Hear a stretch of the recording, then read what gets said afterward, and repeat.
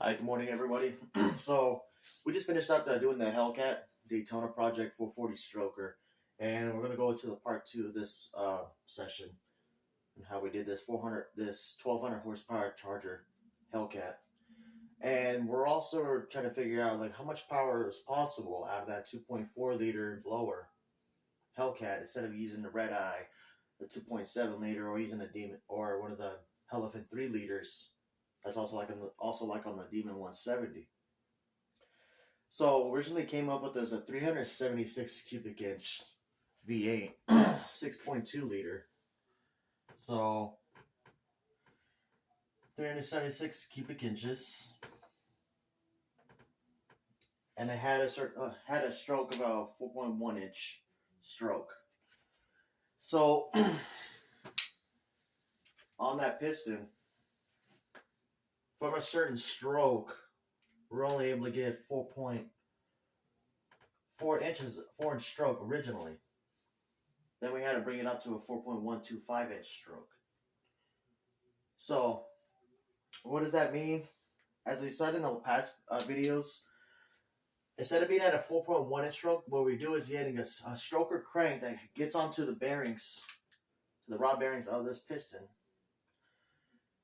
We get a crankshaft that actually will have the rotating assembly that makes a setup to bring out a longer stroke. And then return gives it more compressed air and the same amount of volume of air of the combustion chamber. So we ended up putting in a 4.125 inch stroke with a 90 over bore.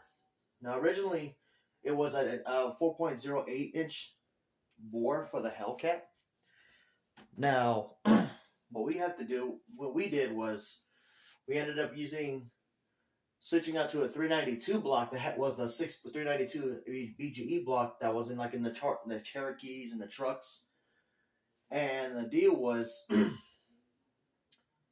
to get a stronger block to handle not only a higher displacement we're going to put into this Hellcat, but we were also going to try to do is make a higher displacement to make more cubic inches and more compressed air to make in return more horsepower and more torque. So what we did was I ended up getting a stroker kit. You can go find it at MMX Racing. We'll provide the part number as well. But what we did was on this piston, they get upgraded forged pistons, upgraded rods as well too, because the original rods and pistons we weren't going to be able to use onto the setup, because we need an oversized piston. So since it's a 4.08 inch bore onto the Hellcat, what we needed to do was make it to a 4.9 inch bore,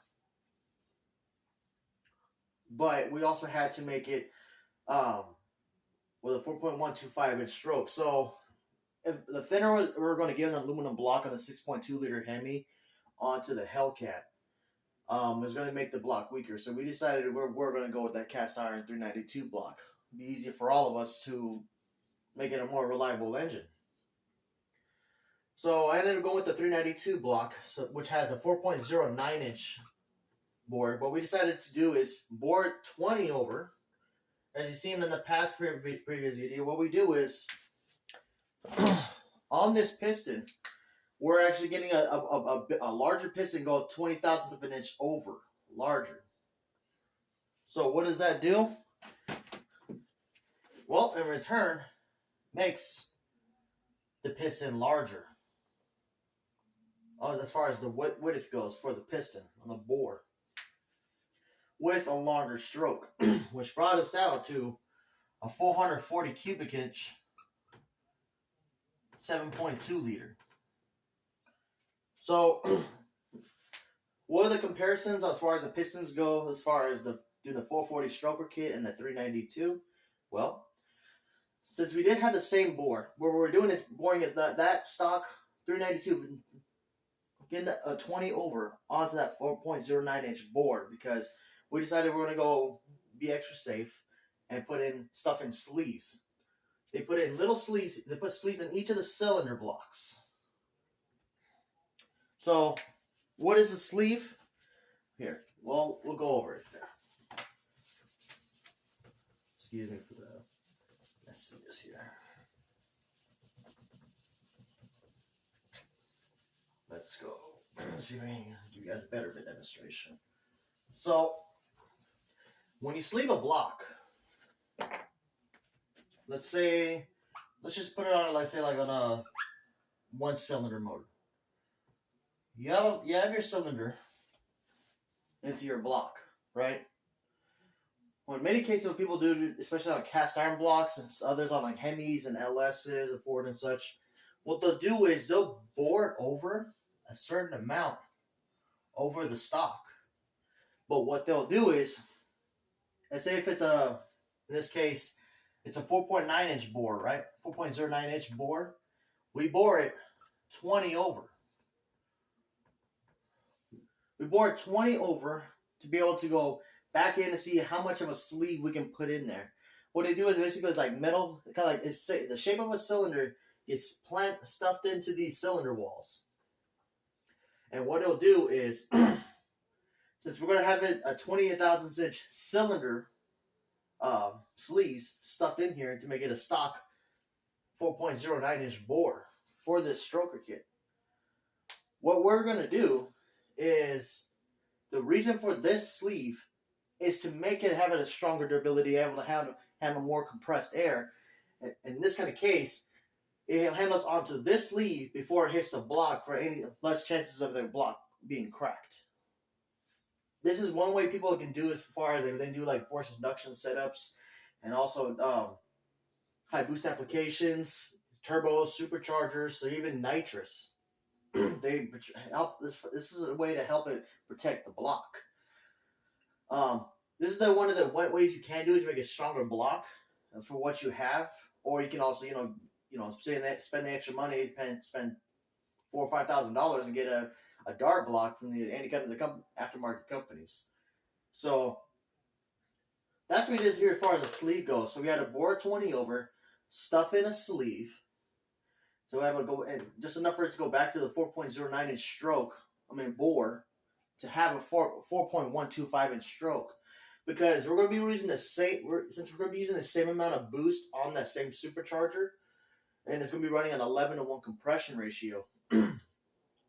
So it's going to need as much protection as far as it can, besides using head studs, ARP head studs, and main studs for the Hemi block. So that's what this is what we're doing as far as we stuff the sleeve into this 392 block comes from. Now, the next thing we did,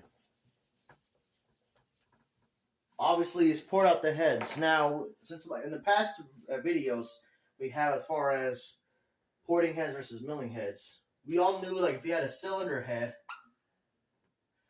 and you have these certain ports, right? And then they also have intake ports. You have exhaust ports. So what does that mean?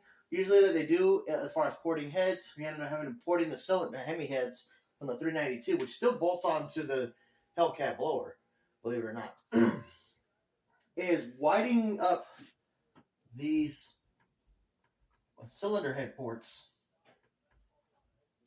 in theory, to bring in, let flow more air into the cylinder heads. More air in, more air out. So what it's going to do is put a lot more air into the combustion chamber, but also more air out. What it does to bring in more air in the combustion chamber, gives it more higher combustion, using more air, more fuel, more spark, a better detonation, better explosion into the combustion chamber. So that was the next thing we had to do. Now let's go back to as far as like putting in the cam. So we're going to go back to using that same block, right? So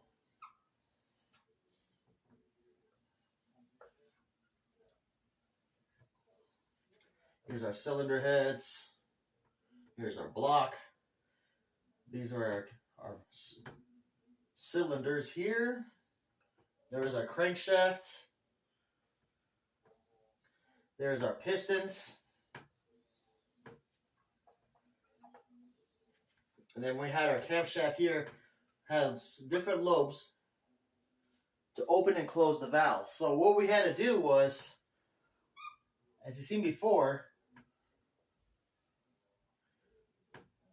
what they're doing here is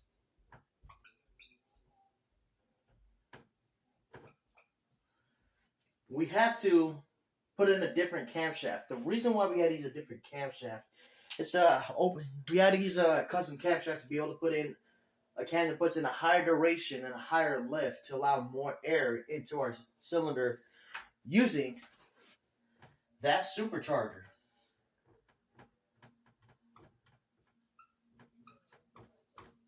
So what we had to do was make a camshaft to give at a certain duration, from a certain duration give into a longer duration to allow more air in a longer amount of time from our supercharger, to also give a higher lift, to not only be able to open it longer, but have it at a higher lift to allow more air in theory, to put the forced induction here into these combustion chambers, because we're already using a high compression piston that was subtracted by minus half a cc, going from on the 392 blocks from the SRTs and SRT Cherokees, Chargers, and such. They had a 10.9 to 1 compression ratio, and this one was half a cc less, brought us to 11 to 1 compression ratio. But we still had to make sure, but since we're only restricted to a certain amount of boost, the only way we can be able to do that, to allow more boost in and have more compressed air at the same time, was to actually open up the valve at a higher lift and for a longer amount of time to let more air in while the stroke is coming in. That way, when the stroke goes in, when the piston strokes, we can allow a lot more air in while this supercharger is rotating by a shaft. We can allow more air in while we have a stroke, to let more air in and a higher volume of air in.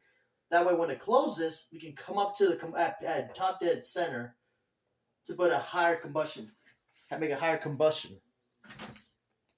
So we went with the comp. I was able to go to comp cams and able to put in a camshaft. It was a 235, 241 at a 610 on a intake and I believe it was a 608 exhaust. Duration, guys, is at 120.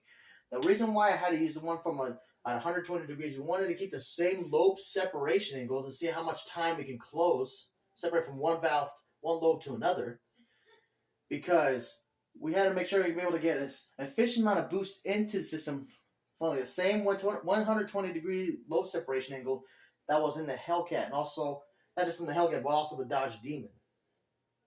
So that was the point. We thought about using, the idea of, well, maybe we can use a Demon cam. We can just go for the budget there, maybe pay $1,000, but for extra $500, this guy wanted to be able to use the extra $500. We can squeeze out as much power as we can, but for the customer, we had to make sure and figure out how much power can we use out of a 2.4 liter blower, regardless of how built our motor is. So, what's next to do? Well, after we put in a new camshaft, we had our ported heads, we had a stroker kit, we also had to port the blower. Now, porting the blower is not exactly straightforward.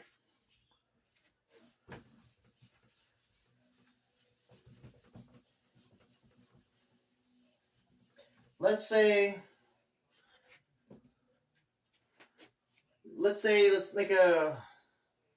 our own supercharger, right?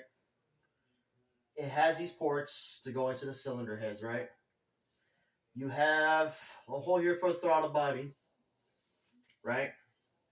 You also have maybe a pulley somewhere rotating from the front to back, rotating the air to go into these ports, going into your cylinder heads, right?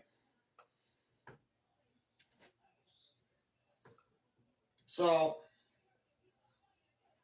let's put it this way. We also had to port the blower. So, what does that mean? Well, when you port a blower, you're trying to see if you can add either squeeze out a little extra amount of air with what supercharger you have, or you try to make it run more efficiently. Same idea comes in with the intake manifold.